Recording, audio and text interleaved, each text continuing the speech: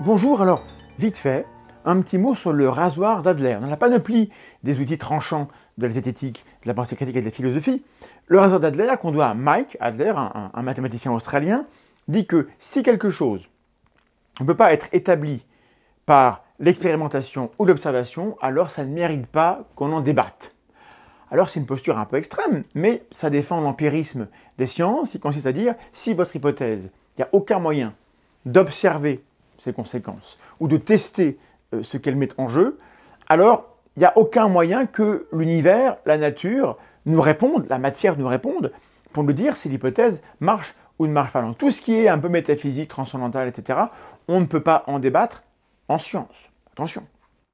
On ne pourra pas se mettre d'accord sur ce qui est vrai à propos de cette hypothèse, de cette chose, et au final, tout ce que vous pourrez en dire a de fortes chances d'être irréfutable. On pourra parler du critère de réfutabilité une autre fois.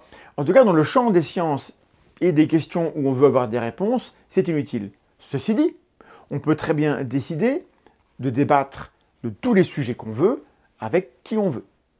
Donc, ne pas prendre ce rasoir comme une interdiction de débattre sur certains sujets, il est intéressant de questionner les gens sur les raisons qu'ils ont de croire dans des objets qu'on ne peut pas observer ni tester. Ça reste intéressant pour comprendre pourquoi les gens pensent différemment de soi.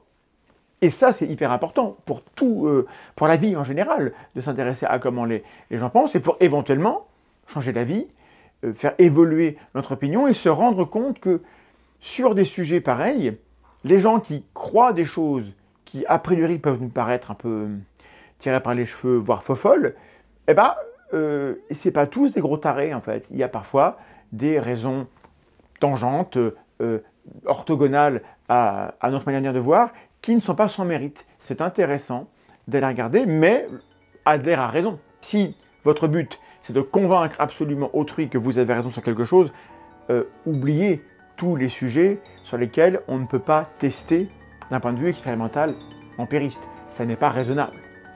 À bientôt, des bisous.